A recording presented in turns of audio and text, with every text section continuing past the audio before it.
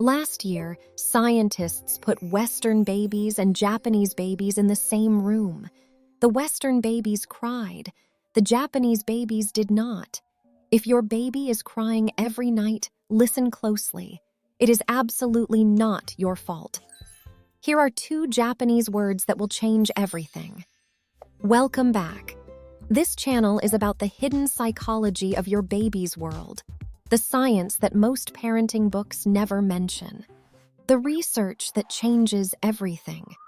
Today we are going to Japan, not because Japanese mothers are perfect, but because they do something entirely different. They use a system that prevents crying before it even starts. Let us look at a fascinating piece of research from Warwick University. Researchers tracked crying patterns in infants all around the world. They wanted to know if some babies were just naturally more fussy. What they found was staggering. Babies in places like Canada, the United States, and the United Kingdom had some of the highest crying rates on the planet, and colic rates. In Canada, it was 34%, but in Japan, it was just 2%. 2%. When I first read that statistic, I remember standing in my dark living room at 3 in the morning. My baby was screaming at the top of their lungs. My back was aching, my eyes were burning from exhaustion, and I felt like a complete failure. I thought there was something deeply wrong with me. I thought I was missing some maternal instinct that everyone else seemed to have. If you have ever felt that same crushing guilt while bouncing a crying baby in the dark, I need you to hear this right now. You are doing nothing wrong. You are simply using a Western parenting system that was not designed to soothe your baby's nervous system. We are taught to wait for the cry and then react to it. We are sold a system of rigid schedules and sleep training that goes against human biology. The Japanese approach this from a completely different angle. They do not wait for the cry. The first word you need to know to understand this is Amae. There is no direct English translation for this concept. The closest we can get is a presumption of an underlying connection, or the profound desire to be loved and cared for. In Western culture, independence is our ultimate goal, even for infants. We are told to put the baby down in their crib, to let them self-soothe, to make sure we do not spoil them by holding them too much. We intentionally create a physical and emotional distance, and we wait for them to signal us when they need something. Usually, that signal is crying, but Amae is the exact opposite of that mindset. It is a state of deep physical and emotional proximity. Japanese mothers assume the connection is already there. They do not wait for the baby to cry to pick them up. They wear their babies in carriers while they do chores. They sleep next to them on floor mats.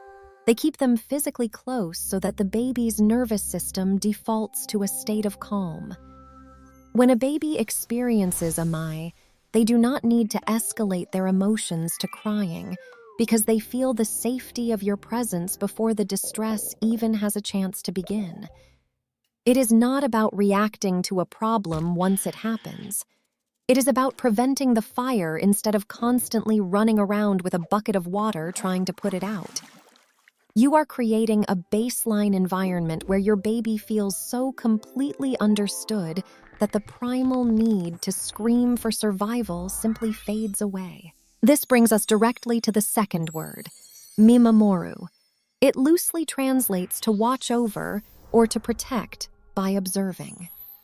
You see, you cannot practice Amae if you do not practice Mimamoru. In the West, we are often distracted.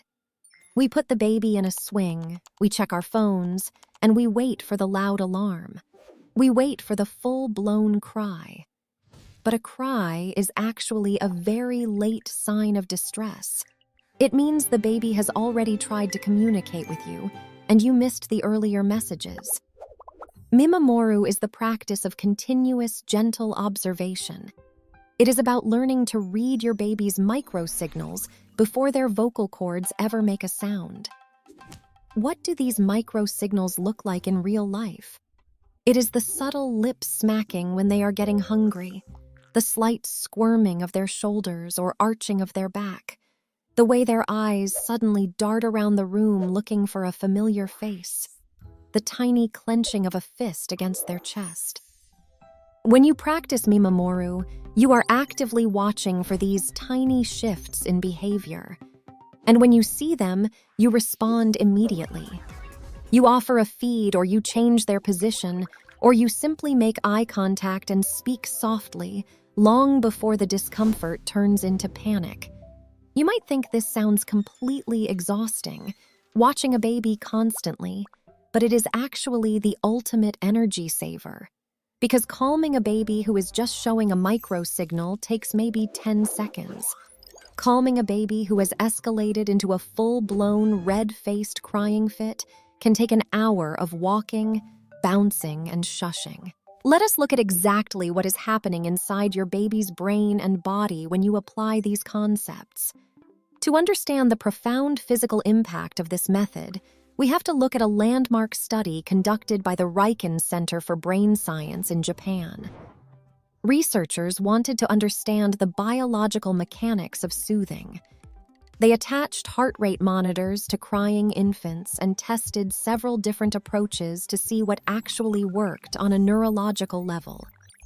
They instructed mothers to sit and hold their babies, place them down in a cot, or carry them while walking continuously.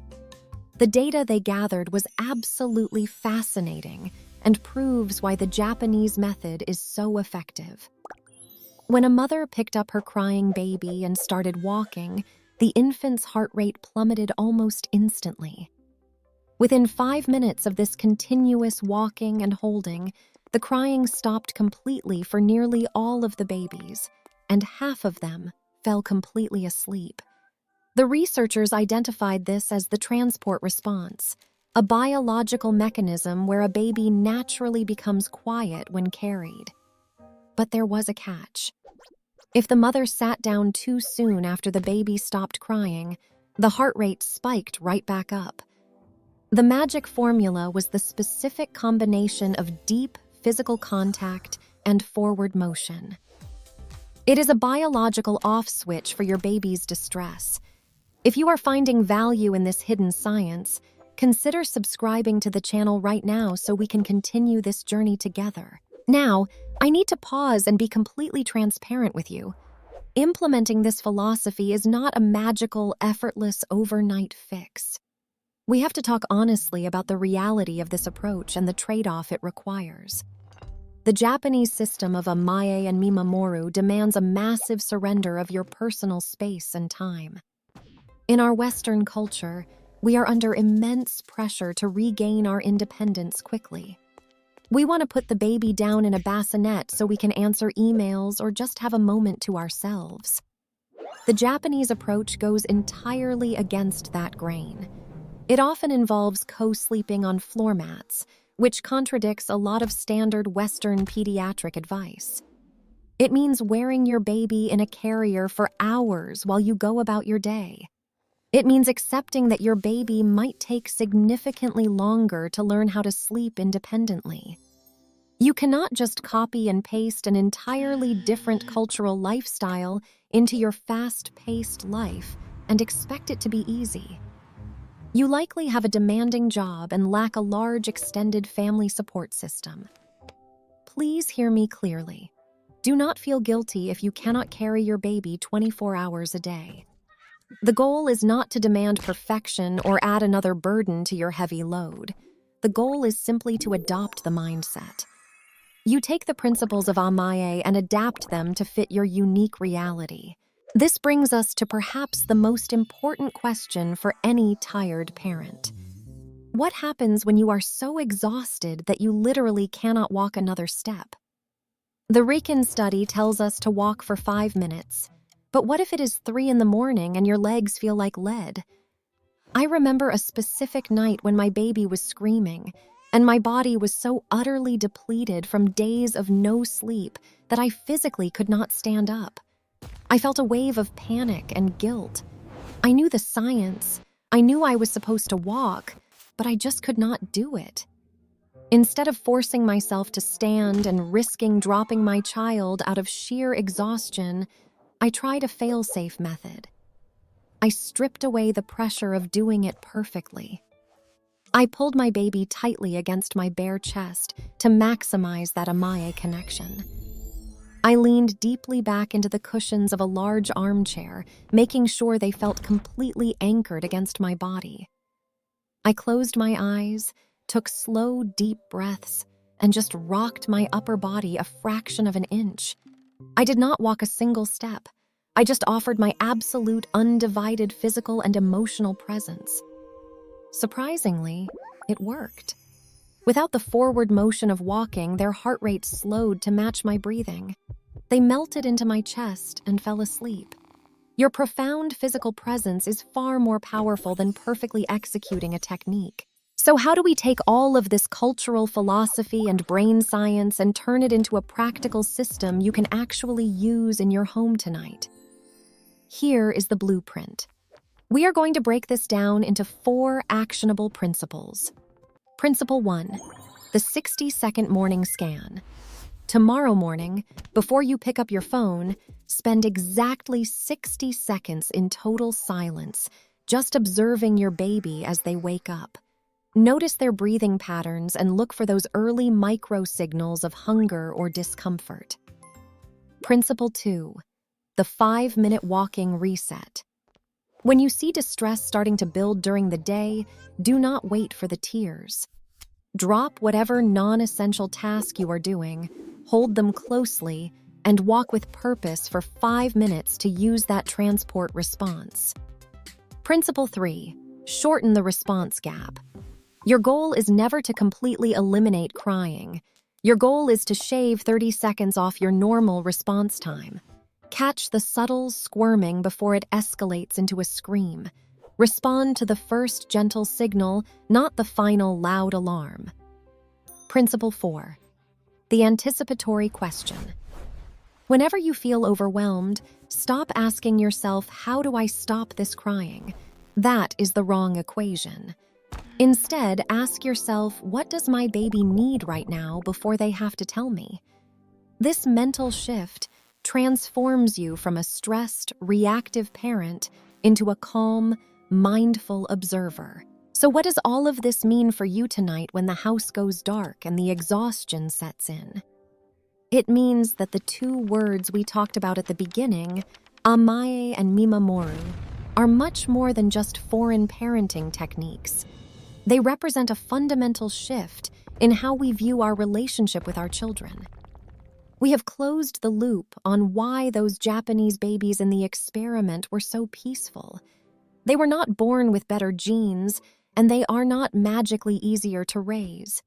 They simply live in a system that prioritizes connection over independence in the earliest stages of life. They live in a world where their needs are anticipated rather than just reacted to. I want you to remember 3 key things from our time together today. First, a crying baby is absolutely not a broken baby, and you are certainly not a broken mother. Second, the gap between your baby's need and your response is the only thing you need to focus on narrowing. And third, on the nights when you are too exhausted to pace the hallways for 5 minutes, your calm, rhythmic presence in an armchair is enough. You now have the permission to stop fighting your baby's biology and start working with it. You have the ability to observe those tiny micro signals and prevent the fire before it starts. If this video helped you drop that heavy burden of Western parenting guilt today, please consider subscribing to the channel. We are building a community of parents who rely on hidden psychology and science, not outdated advice. I would also love to hear from you in the comments below. Tell me which of the 4 practical principles you are going to try tomorrow morning. Are you going to start with the 60-second scan, or are you going to focus on the anticipatory question? Leave a comment and let me know. You are doing a beautiful job. Now, go get some rest, and I will see you in the next video.